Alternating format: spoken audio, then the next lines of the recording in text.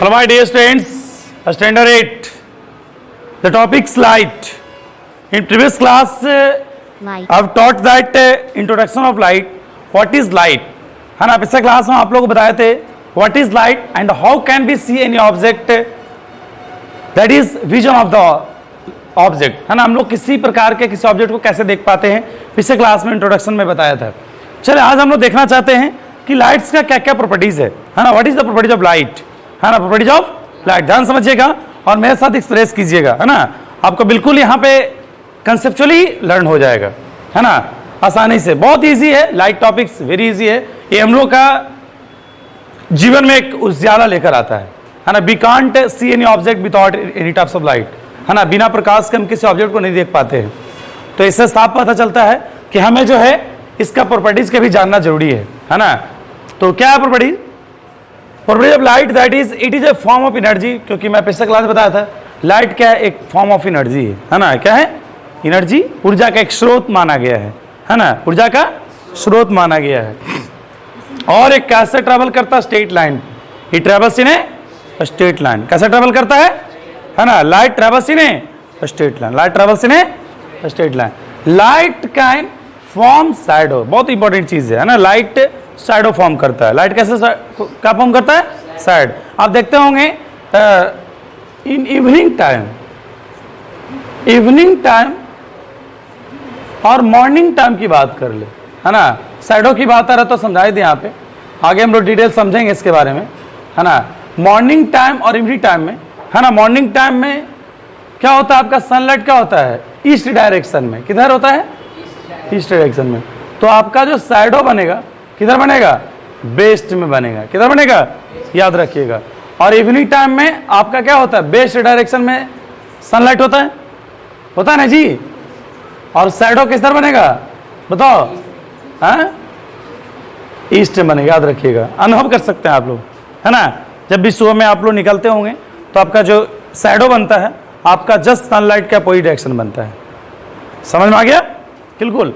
तो लाइट जो है शैडो फॉर्म करता है. वहां से देख सकते हो हम लोग बचपन में भूत वाला खेलते थे, शैडो वाला खेलते नहीं खेलते थे. और देखो तो वो आ रहा है, बच्चा छोटा अभी भी डर जाता है शैडो की वजह से, है ना, दूर दूर तक भागने लगता है.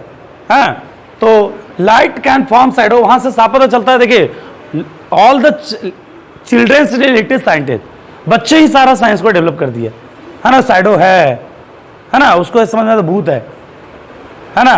तो वहां से पता चल जाता नहीं. हम लोग क्या समझना है? लाइट फॉर्म है शैडो. लाइट क्या फॉर्म करता है? शैडो फॉर्म करता है. क्लियर? अब यहाँ पे देखते हैं कि व्हाट इज रिफ्लेक्शन. क्योंकि मैंने पिछले क्लास बताया था कि we can see any object, किसी ऑब्जेक्ट को कैसे देख पाते हैं. When light falls down any object, जब लाइट किसी ऑब्जेक्ट पे पड़ती है तो पड़ने के बाद वो क्या करता है? लाइट रिफ्लेक्ट करता है. लाइट क्या होता है? रिफ्लेक्ट करता है ना. तो रिफ्लेक्शन क्या है? What is reflection, we have to had on it, है ना. मेरे रिफ्लेक्शन के बारे में जानना बहुत जरूरी है ना. What is a reflection? तो याद रखिए, एक क्वेश्चन भी है, क्वेश्चन है, बिल्कुल पूछा जाता है ना.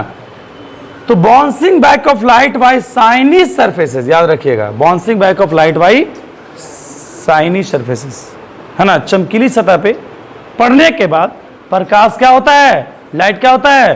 बाउंस करता है. क्या होता है? बाउंस मतलब टकराना, है ना. टकराने के बाद रिफ्लेक्ट करता है. कैसे रिफ्लेक्ट करता है? Into the same medium. Same medium, है ना. सेम मीडियम की बात मैं बताया था इस प्रकार से, है ना. Same medium in one plane, है ना, इन वन प्लेन. समझ में आ गया? अंडरस्टैंड? Same plane. ओके, यहाँ पे देख सकते हैं फिगर तीनों को, है ना. मैं यहाँ पे शो किया. तो यहाँ पे देखते हैं रिफ्लेक्शंस का यहाँ पे फिगर शो किया हुआ है. Is called reflection of light. यहाँ देखिए, है ना, लाइट फॉल्स ए और ए, है ना. इस पॉइंट्स पे क्या हुआ? लाइट फॉल्स हुआ है, टकराया है. और टकराने के बाद ही लाइट क्या हो गया बताइए, है ना, रिफ्लेक्ट हुआ. क्या हुआ? रिफ्लेक्टेड. इसको रिफ्लेक्टेड रे बोलेंगे. इसे क्या बोलेंगे? Incident ray. और ये क्या है? नॉर्मल रे. कौन सा रे है? नॉर्मल रे, है ना. तो यहाँ पे इंसिडेंट रे क्या हो जाएगा? What is incident ray, what is reflected ray, what is normal रे, है ना. तो जो लाइट फॉल्स डाउन, जो लाइट इस पॉइंट्स पे फॉल्स किया, the coming of the light, है ना, जो प्रकाश आ रही है किसी ऑब्जेक्ट पे, उसको हम क्या बोलेंगे? Incident ray. और टकराने के बाद यहाँ पे रिफ्लेक्शन. टकराने के बाद जो ऑब्जेक्ट, जो रे, है ना, मतलब the bouncing back of light, मतलब टकराने के बाद, इस पॉइंट पे टकराने के बाद इस जो रे जो निकला वो क्या हो जाएगा, रिफ्लेक्टेड रे। क्या हो जाएगा, है ना। अगले नेक्स्ट क्लास में आपको बताएंगे व्हाट इज इंसिडेंस रे, व्हाट इज रिफ्लेक्टेड रे, ये सभी के बारे में डिटेल बताएंगे। तो चलिए यहाँ पे हम लोग देखते हैं, यहाँ पे लॉ ऑफ रिफ्लेक्शन क्या है। यहाँ देखिए, यहाँ पे एक यहाँ पे और डिनोट किया हुआ इंसिडेंस एंगल, इंसिडेंस एंगल और reflection angle. What is incidence angle, what is reflection angle. Incidence रे को एंगल आई डिनोट किया जाता है और रिफ्लेक्शन एंगल को एंगल आर डिनोट किया जाता है ना। यहाँ देख रहे होंगे कि यहाँ पे जो नॉर्मल रे है, नॉर्मल इंसिडेंट रे के बीच में कौन बन रहा है ना। तो angle formed between the angle, what is the, है ना, the incidence, that angle between the incident ray and normal ray, the angle between the incident ray and normal ray known as incidence angle, है ना। ये देखिए normal रे और incident ray के बीच में बने एंगल क्या हो जाएगा, इंसिडेंट रे, है ना, इंसिडेंस एंगल।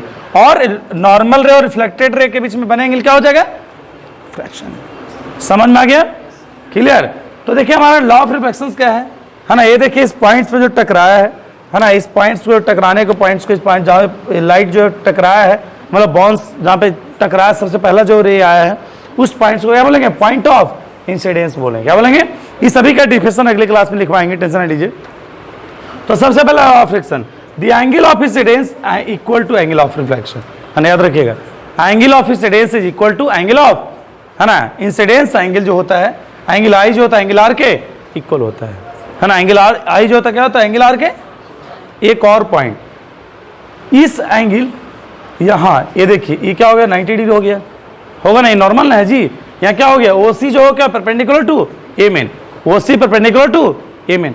ये जो नॉर्मल रे इस ए मेन मिरर पे क्या हो गया, परपेंडिकुलर है ना, क्या है, परपेंडिकुलर। तो एंगल आई इक्वल टू क्या होगा, एंगल आर। एंगल आई जो होगा क्या होगा, इसको अगले क्लास में प्रूफ भी हम करेंगे। समझ में आ गया, चलिए। तो इसके बारे में डिटेल हो गया। दूसरा लॉ क्या है, द इंसिडेंट रे नॉर्मल, है ना, अभी मैंने बताया at the point of incident, जो नॉर्मल होगा इस मिरर के किसी पॉइंट पे जो इंसिडेंस होगा, and the reflected ray all lie in the same plane. क्या होगा, एक ही प्लेन पे लाई करेगा। अभी मैंने फिगर दिखाया तीनों पेन को, समझ में आ गया, तीनों क्या होगा, एक ही प्लेन पे लाई करेगा। अब यहाँ पे एक नोट्स की बात कर ले, this law of reflection are applicable all types of reflecting surfaces. ये जो लॉ आपने पढ़ा, लॉ ऑफ रिफ्लेक्शन, है ना, दोनों लॉ जो वेरी इंपॉर्टेंट है ना, सीधा आपको एग्जाम में आता है। Define the law of reflection, define the law of reflection, otherwise write the law of reflection. तो write the law of reflection तो क्या होगा, ये दोनों लिख देंगे सिर्फ, लेकिन define the law of reflection तो फिगर के साथ आपको बनाना पड़ेगा। समझ में आ गया, आए बात समझ, लॉन्ग क्वेश्चन में आ जाएगा। Write the two law of reflection, तो सीधे क्या लिखेंगे, angle of incidence is equal to angle of reflection. Second law क्या हो जाएगा, the incident ray and the normal, है ना, टू द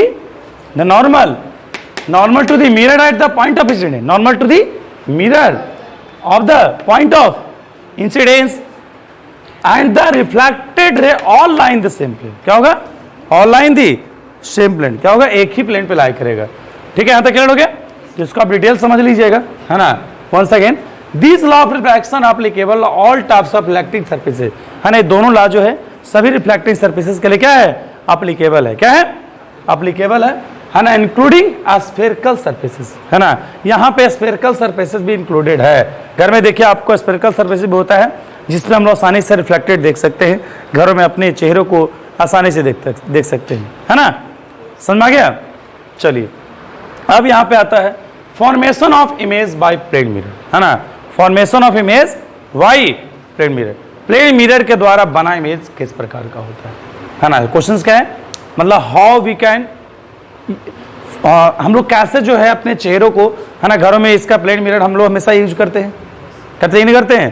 प्लेन मिरर का इस्तेमाल क्या है, हम लोग हमेशा यूज करते हैं, है ना।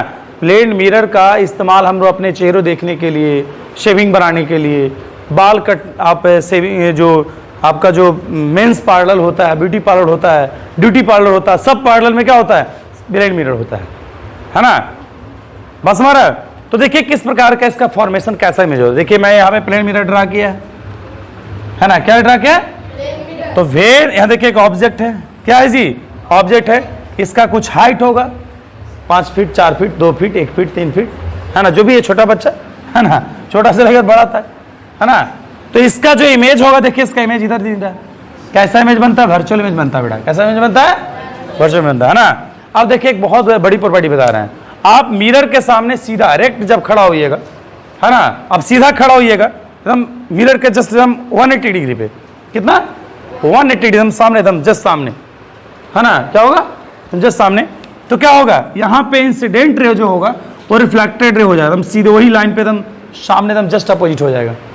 Incident ray and reflected ray are in same direction, है ना, दोनों क्या हो जाएगा, सेम डायरेक्शन। इस तरह से ये इंसिडेंट रे हुआ और यहीं पे क्या रिफ्लेक्टेड रे हो जाएगा। मतलब कहने का मतलब आप जब देखते हो सीधा खड़ा होते हैं तो क्या होता है, पूरा का पूरा आपका चेहरा दिखता है, ठीक है। और जैसे मिरर से आप थोड़ा सा हल्का एंगल बना के देखते हैं तो क्या होता है, इस प्रकार से वहां पे जो देखिए मैं फिगर देख रहा है, ये लड़का जो है इस मिरर को एकदम इस तरह से देख रहा है, यहां से इसका लाइट फॉल्स हुआ है, इंसिडेंट रे, तो इसका जो रे क्या होगा, ये रिफ्लेक्टेड रे हो जाएगा, है ना, बस हमारा। अब यहाँ पे इसका जो इमेज बनता है इस प्रकार से वर्चुअल इमेज को दिखाया गया है इधर, ठीक है। दूसरा कंडीशन क्या है कि जितना दूरी पे मिरर से जितना दूरी पे बच्चा रहेगा उतना ही दूरी पे ही इसका इमेज बनेगा। अगर 10 मीटर पे रहेगा तो 10 मीटर पे बनेगा, बस हमारा। तो यहाँ पे देखिए function of plane mirror, formation of image by plane mirror क्या होता है, सीधा होता है, कैसा बनता है, सीधा, कैसा इमेज बनता है, और सेम साइज बनता है ना, सेम साइज। अगर 2 फीट का रहेगा 2 ही फीट का बनेगा, ऐसा नहीं डायरेक्ट 4 फीट हो जाएगा जी, है ना। और मोटा तो मोटा, पतला तो पतला, गोरा तो गोरा, काला तो काला, है ना, वो तो सीधा की बात नहीं हो गया, है ना। तो कहने का मतलब सेम साइज का बनता है ना, आकार की बात कर रहे हैं ना, आकार का मतलब फाइट रहेगा तो फाइट ही दिखेगा, है ना, पतला रहेगा तो पतला दिखेगा, है ना, समझ आ गया। तो image formed at a equal distance to object, है ना, इक्वल डिस्टेंस मतलब क्या हो गया, जितना दूरी पर आप प्लेन मिरर से जितना दूरी पर खड़ा होइएगा उतना ही दूर पे इमेज बनेगा, समझ में आ गया।